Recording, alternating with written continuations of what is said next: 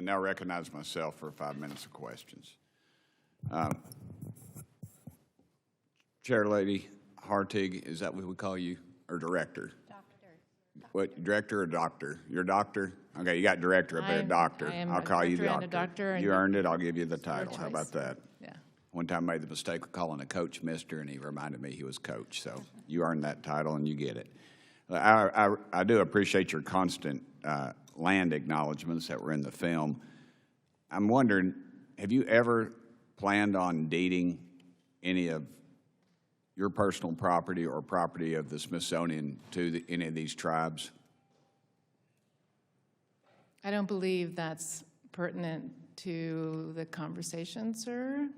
Well, I mean, you say that every time you open your meetings, apparently, and I was just curious of that acknowledgement, if that was something you were planning on doing. Should the American History Museum be the site that focuses in on what we have in common, the shared national heritage of great ideals and revolutionary events, or focus on what you deemed the issue of the day, which are race, identity, gender, and sexuality?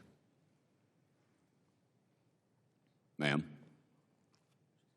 Yes, sir. At the National Museum of American History, we strive to create a museum where our visitors will be inspired by the collections, programs, and exhibitions, and they will choose what they each will do to keep our American democracy strong and vibrant. And they'll play that chosen part with passion. That is our hope.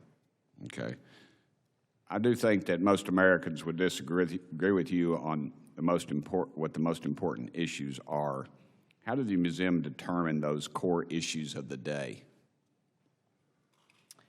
So the Smithsonian and the museum are committed to rigorous, fact-based, museum-quality experiences and to tell the full and rich story of America in a way that enlightens and welcomes every visitor.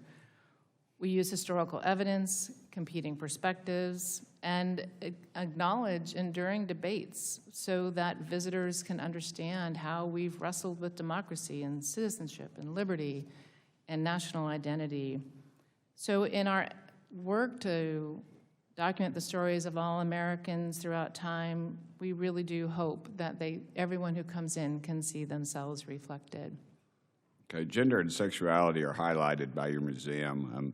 The poster behind me shows an exhibit called Entertainment Nation on display now. Do you think these exhibits behind me are appropriate for children?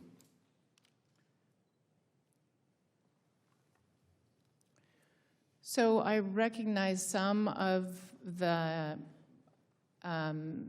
images from Entertainment Nation and from, I think, some other sources. But let me, I think, tell you what I think is most important. Ma'am, I mean, yes. You have pictures of bondage. You have some overtly sexual things up there. You have transgendered folks. I assume that's what they are. And some, I don't care who it is. I don't care who it is. It's still not a fan, I can tell you that. But in another exhibit, a 6-year-old girl asked why she doesn't have male genitalia. Do you really think that content is appropriate for children? I mean, do you think little girls have penises? I mean, let's get to the basics of this. Do you think that's appropriate? So, sir, I believe the exhibition and project you're referring to is Girlhood, It's Complicated, which was a temporary exhibit in our museum that closed, I believe, in 2020. Ma'am, I didn't ask you that. I asked you, do you think, is it appropriate? Yeah. So in that exhibit, sir, with permission of the author, we shared a 13-year-old's diary, which I believe is what you're discussing. And in that diary, they wrote about sleepovers and Latin class and math exams. Ma'am, do you think that's appropriate? I appreciate this. We're limited on time, ma'am. Do you think that's appropriate? Do you think that is appropriate for a child to see? Yes or no? I understand your question, sir, but no, you don't. You're not answering. You're just running on, ma'am, and I appreciate your hospitality, but the reality is you are not answering the questions. You are funded by taxpayers, and the taxpayers would like to know, is that appropriate?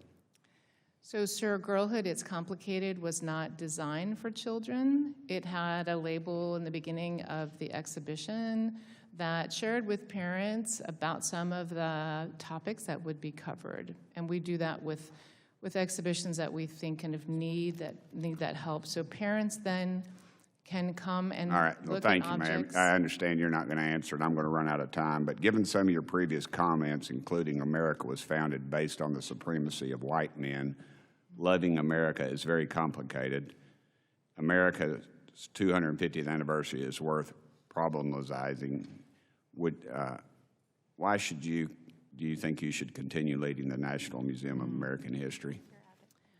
It's the honor of my career to serve as the Elizabeth McMillan Director of the National Museum of American Thank you, ma'am. History. We're out of time. Thank you, sir.